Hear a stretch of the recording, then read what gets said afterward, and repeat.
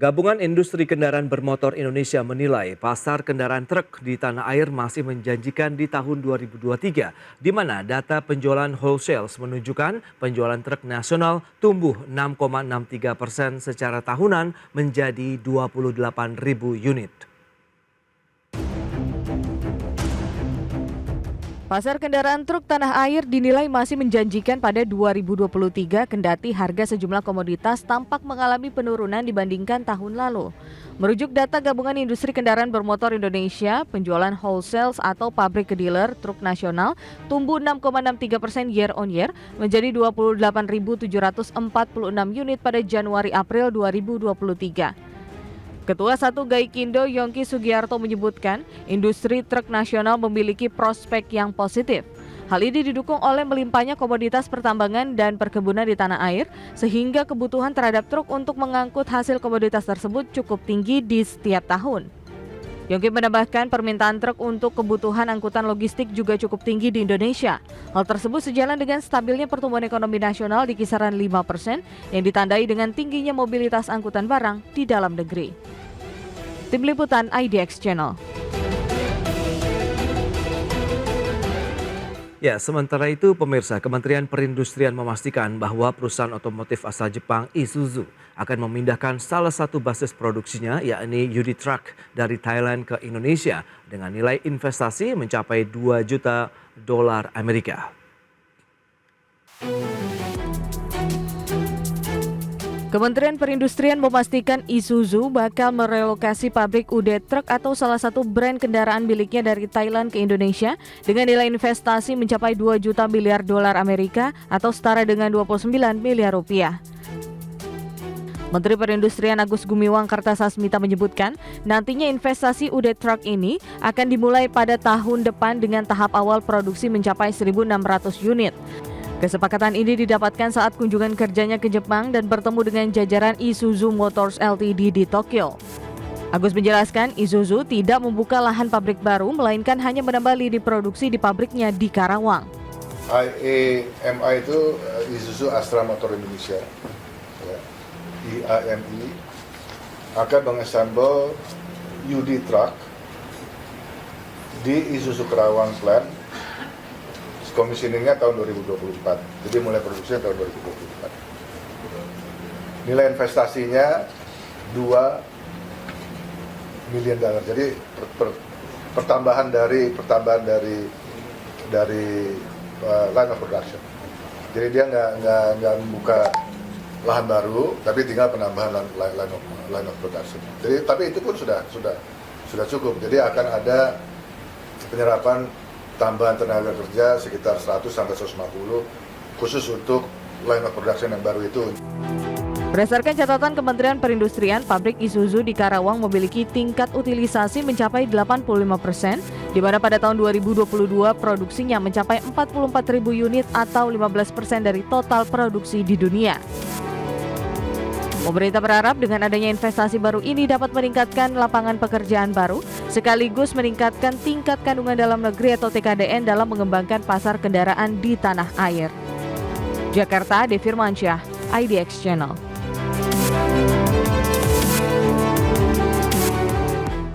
Ya pemirsa, untuk membahas tema kita hari ini, pasar kendaraan truk di tanah air masih menjanjikan, sudah tersambung melalui Zoom bersama dengan Bapak Yongki Sugiarto, Ketua 1 Gaikindo. Ya halo, selamat pagi Pak Yongki. Selamat pagi Pak Pras, apa kabar?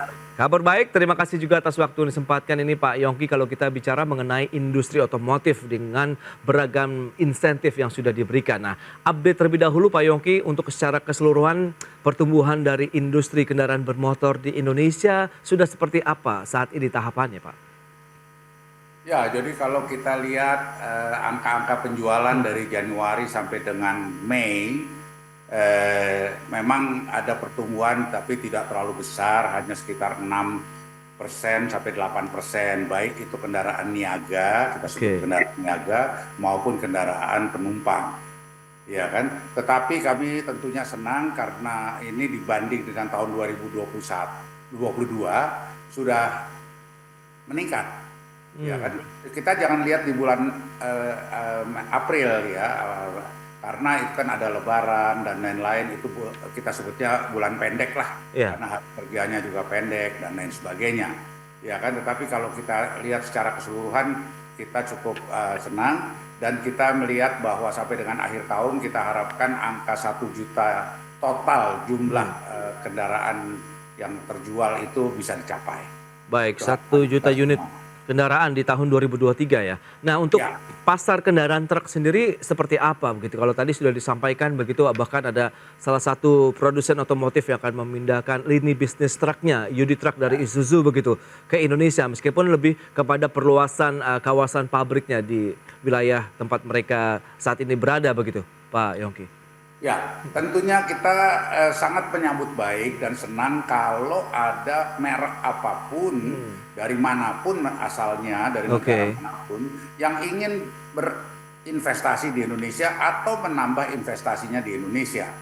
Ya kan, karena ini akan membuka lapangan kerja baru. Betul. Dan tentunya ini pertanda bahwa industri otomotif di Indonesia ini mempunyai potensi yang sangat besar. Kalau tidak kan mereka tidak masuk ke Indonesia, kan itu. Betul. Jadi ini memang pertanda-pertanda yang sangat positif dalam rangka tadi investasi yang masuk, tenaga kerja, lapangan kerja dan lain sebagainya, ya kan. Tetapi kalau kita kembali kepada tadi pertanyaan Pak Pras mengenai kendaraan niaga, kita harus mengkaitkan ini sebetulnya apa sih truk ini dibeli untuk apa? Yes.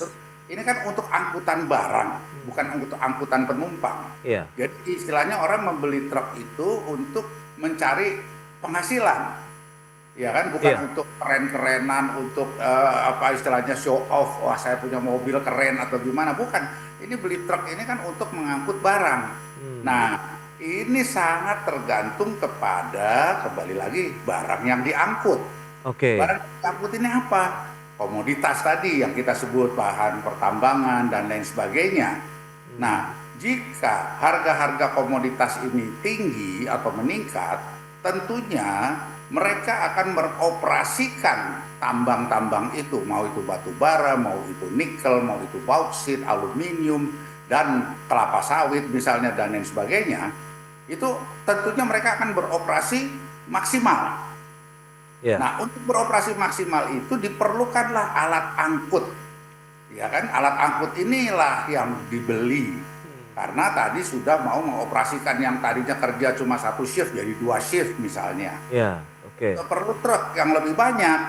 Nah, inilah. Tapi sayangnya memang di akhir beberapa bulan terakhir ini itu harga-harga komoditas tadi menurun di pasar dalam negeri maupun pasar dunia, sehingga kebutuhan akan truk-truk ini tentunya berkurang, khususnya tadi di sektor pertambangan. Tetapi masih ada, kita jangan hanya melihat misalnya batu bara, harga batu bara 6 bulan yang lalu berapa, sekarang berapa, jangan hanya melihat itu. Tetapi kan masih ada juga komoditas lain yang tadi saya sebutkan seperti nikel, aluminium, bauksit, kelapa sawit dan sebagainya. Ya kan? Nah, tentunya kita tahu bahwa ini bisa menurun angka penjualan dari truk-truk tersebut. Tetapi jangan lupa, Indonesia ini pembangunan itu luar biasa sedang digiatkan oleh pemerintah. Ya kan? Baik itu pembangunan jalan, baik itu jembatan, baik itu pelabuhan, airport dan lain sebagainya, bendungan dan lain-lain. Ini pun memerlukan alat angkut. Mau angkut batu, semen, apa besi atau apapun namanya untuk konstruksi, ya kan diperlukan alat angkut. Ya kan dia bisa diangkut pakai sedan kan, harus pakai truk. Betul. Ditambah lagi apa transportasi lain-lainnya seperti bus dan lain-lain. Kalau sektor pariwisata kita berkembang dan jalan semuanya, tentunya kan diperlukan juga tadi kendaraan niaga berupa bus. Truk saja. Baik. Dan satu lagi Pak Pras yang ingin saya sampaikan bahwa dengan tadi pembangunan kami berjalan ini semua, ada yang namanya logistik. Nah, logistik ini juga perlu alat angkut, yaitu truk. Baik itu yang kecil yang hanya 5 ton maupun yang sampai 20-30 ton. Ya kan, jadi ini sektor-sektor inilah yang bisa meningkatkan angka-angka penjualan. Kalau kita tadi bilang bahwa di sektor pertambangan atau komoditas khususnya batu bara tadi agak menurun, tidak apa-apa. Tetapi di sektor logistik, di sektor angkutan lainnya, konstruksi, itu masih sangat diperlukan truk-truk ini. Baik, Pak Yongki, kalau kita lihat dengan kebutuhan tadi beberapa sektor yang sedang menggeliat ya, seiring dengan aktivitas perekonomian kita yang sudah normal, tadi ada pariwisata, infrastruktur, konstruksi di dalamnya, kemudian juga logistik. Apakah masih belum memenuhi dari permintaan di market? Tahan dulu jawabannya Pak Yongki, kita akan jeda sebentar. Dan pemirsa, kami masih akan segera kembali sesaat lagi. Baik pemirsa, terima kasih Anda masih bergabung bersama kami dalam Market Review, dan berikut ini kami sampaikan sejumlah data untuk Anda. Selengkapnya bisa Anda saksikan di layar televisi Anda. Kita akan lihat dari sisi penjualan truk ya. Ini perbandingan dari tahun 2021 sampai dengan 2022 itu ada kenaikan sekitar 27%, dari 72.900 unit menjadi 93.634 unit kendaraan jenis truk begitu ya, yang terjual di Indonesia. Kemudian daftar truk terlaris di sepanjang tahun 2022 itu dari merek apa saja? Ada Mitsubishi Fuso Canter FA. Itu dengan nilai penjualan sekitar 32.804 unit. Sementara Isuzu NMR71 TSDL 10.121 unit, Hino 136 HD 9.122 unit, kemudian Hino FM280 7.170 unit, dan Isuzu NLR 55 3.352 unit.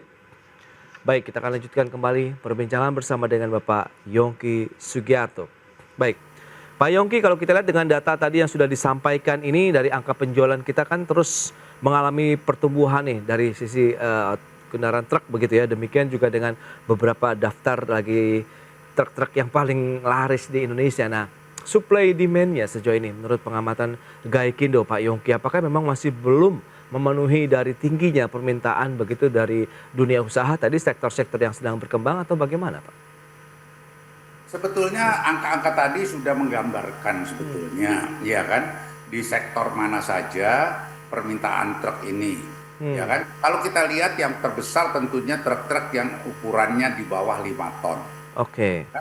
5 ton itu lebih fleksibel di dalam kota, diperlukan juga angkutan-angkutan katakanlah tadi logistik dan lain sebagainya, ya kan? Tetapi kita juga bisa melihat angka-angka penjualan truk-truk yang besar, yang tadi saya katakan untuk pertambangan itu kan truk-truk di atas 40 ton. Oke. Itu satu bulan Mei saja terjual kurang lebih 2.000 unit. Jadi itu banyak loh. 2.000 unit itu cukup banyak sebetulnya. Iya. Ya, bagi beberapa merek yang memasarkan truk 40 ton ke atas itu ada 2.000 unit, ya kan? Kalau yang namanya truk 5 ton tadi per bulan di angka kurang lebih antara 10 sampai 12.000 unit. Oke. Nah, hanya angka tadi statistik Pak Pras betul sekali. Ya kan? Jadi kita mesti lihat kategori daripada truk-truk tadi yang dipasarkan di Indonesia. Dan ini sudah mencukupi kebutuhan, walaupun kami tahu masih ada beberapa pabrikan atau merek yang mengimpor truknya secara utuh dari luar negeri. Iya. Ya itu macam-macam alasannya lah. Mungkin pada saat ini mereka ingin tes pasar dulu, ya kan? Iya. Merek-merek baru pun sudah mulai berdatangan nih Pak Pras. Jadi bukan hanya merek-merek yang tadi disebutkan oleh Pak Pras, tapi merek-merek baru, ya kan, saya tidak bisa sebutkan mereknya, kurang etis, ya kan, tetapi merek-merek baru sudah masuk ke pasar Indonesia dan ingin juga masuk ke pasar Indonesia. Mungkin pada tahap awal masih berupa kendaraan utuh atau CBU, tetapi nantinya kalau ini nanti berkembang, bisa diterima merek tersebut di pasar Indonesia, mereka tidak mustahil akan juga memproduksi kendaraan tersebut di Indonesia dan akan memakai tentunya kandungan lokal juga, ya kan, TKDN kita sebutnya kan. Iya. Nah, itu akan berdampak terhadap tingkat persaingan sendiri di produsen kendaraan truk di Indonesia tidak Pak Yongki? Kalau misalnya dengan munculnya lagi truk-truk baru begitu dengan merek-merek lain begitu dari mungkin China atau Korea dan lain-lain misalnya. Ya, ini kan persaingan, kalau persaingan itu selama persaingan itu sehat, saya pikir tidak ada masalah. Karena untuk konsumen itu kan lebih baik, makin banyak pilihan untuk konsumen. yang bisa memilih kendaraannya itu mau merek apa, tipe apa dan lain sebagainya. Betul. Jadi ini positif buat konsumen, tetapi dengan catatan tadi saya katakan persaingannya harus sehat.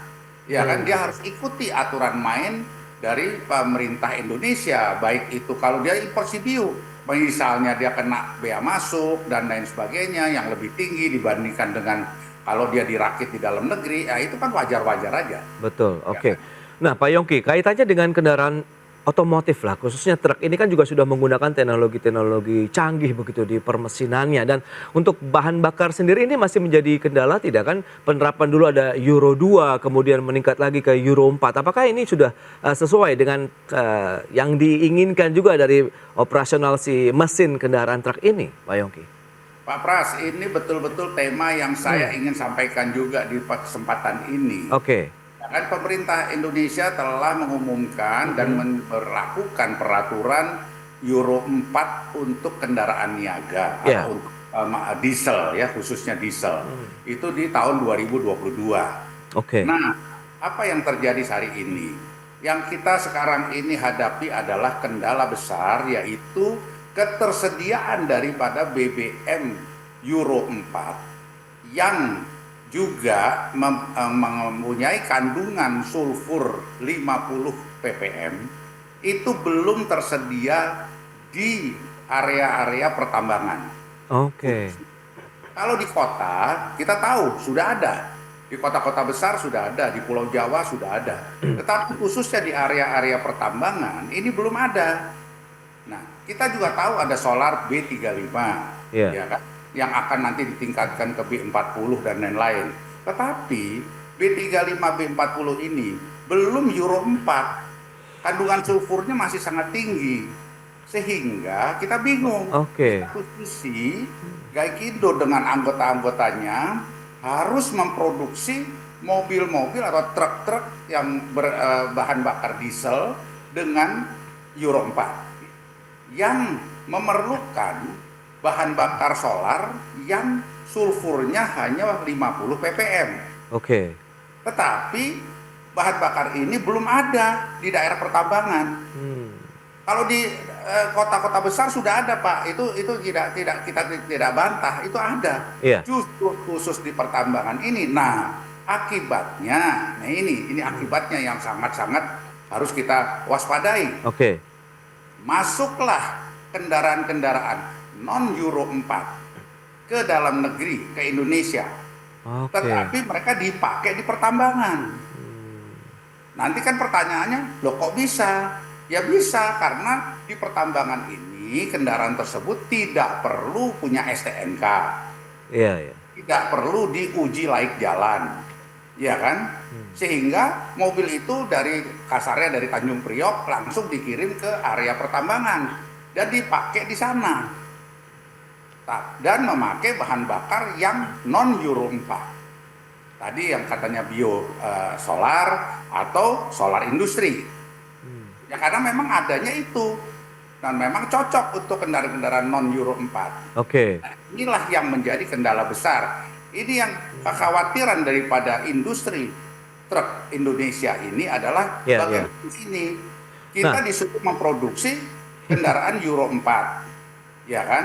Karena aturannya demikian. Oke. Nah, itu dia. Tapi ini masuklah kendaraan-kendaraan non Euro 4 ke area pertambangan. Yang juga sebetulnya tidak salah karena dia bilang saya kan tidak perlu STNK mobilnya. Saya tidak perlu uji laik jalan. Jadi saya langsung aja pakai di sana dan memang kebetulan di sana adanya BBM yang non Euro 4. Oke.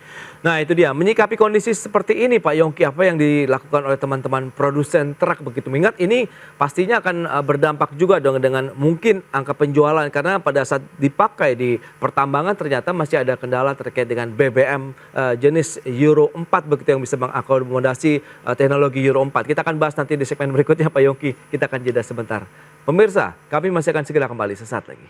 Baik, pemirsa, kita lanjutkan kembali perbincangan bersama dengan Bapak Yongki Sugiharto, Ketua 1 Gaikindo. Pak Yongki, ini menarik kalau memang ini salah satu tantangan tersendiri nampaknya kalau kita lihat dengan produksi kendaraan truk di Indonesia yang memang sudah mematuhi aturan yang ditetapkan oleh pemerintah sendiri bahwa kendaraan harus menggunakan teknologi Euro 4. Namun ada keterbatasan ataupun ketersediaannya lah BBM yang bisa mengkonsumsi Euro 4 ini di industri-industri yang justru menggunakan kendaraan truk yang mereka beli. Nah ini solusi yang diharapkan seperti apa jadinya Pak Yongki?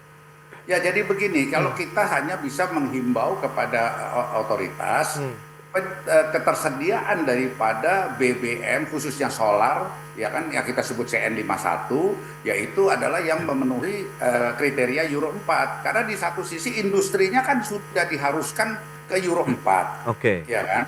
Begitu juga peraturan Menteri KLHK mengatakan bahwa kendaraan yang ada di Indonesia ini harus semuanya Euro 4. Nah, tetapi karena tidak adanya ketersediaan BBM Euro 4 di lahan-lahan tadi yang agak terpencil di pedalaman, di pertambangan, area pertambangan, maka orang juga bingung, yang mau beli truk juga bingung. Saya mesti beli yang mana nih? Kalau beli produksi dalam negeri Euro 4, tapi bahan bakarnya tidak ada.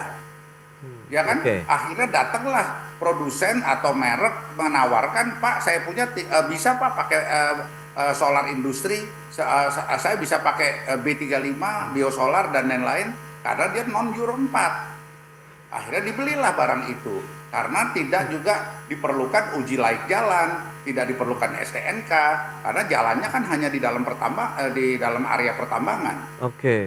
Nah, yang kita khawatir lagi satu, bukan hanya itu, kalau nanti truk bekas yang masuk, bagaimana? Nanti industri kita kan jadi mati.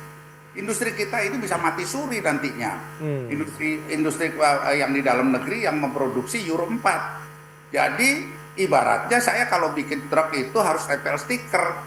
Hanya boleh dipakai di Pulau Jawa. Yang ada BBM Euro 4-nya. Kan lucu jadinya.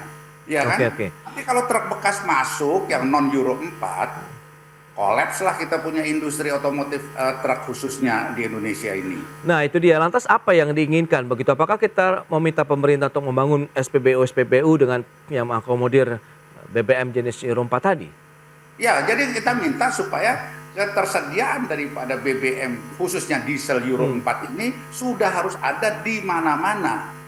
Baik itu di kota-kota besar, Pulau Jawa dan Sumatera dan lainnya, tetapi juga di daerah-daerah pertambangan. Harus ada bahan bakar yang comply dengan Euro 4 tadi. Supaya truk yang diproduksi oleh industri truk dalam negeri itu bisa dipakai di sana.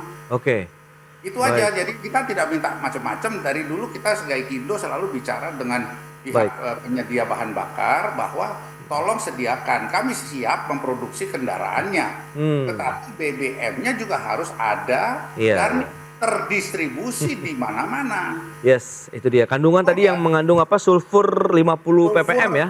Hanya boleh 50 ppm maksimum. Itu dia. Kalau sementara itu sudah bisa diproduksi, tapi memang ketersediaan dan pasokannya terbatas begitu, belum sampai ke areal-areal pertambangan begitu ya. Nah, dengan tantangan ini Pak Yongki, lantas bagaimana optimisme Gaikindo juga terkait dengan produksi dan mengejar target misalnya untuk penjualan wholesale misalnya begitu untuk kendaraan truk sendiri di tahun 2023 ini? Jadi jangan lupa bahwa kita ini terus memperbesar karena potensinya kan besar sekali. Seperti tadi saya sudah katakan bahwa truk-truk merek baru dari negara-negara lain ini sudah mulai berdatangan masuk ke Indonesia. Ini pertanda apa? Pertanda bahwa mereka melihat potensi daripada pasar truk di Indonesia ini besar. Luasnya kan Indonesia ini besar sekali.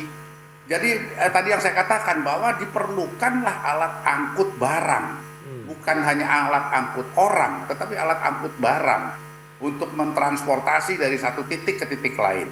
Mau baik itu komoditas maupun konstruksi maupun pariwisata, ini perlu semua, logistik, perlu itu alat angkut barang. Ya kan? Nah, ini sudah dilirik oleh merek-merek baru. Merek-merek baru ini sudah berdatangan. Sebentar lagi saya yakin Pak Pras atau kita semua akan lihat iklan-iklan daripada merek-merek truk baru yang mungkin kita juga belum pernah dengar nama mereknya. Iya. Oke. Tetapi kenapa kok dia mau masuk Indonesia? Karena melihat potensi daripada Indonesia ini yang sangat besar. Begitu. Baik.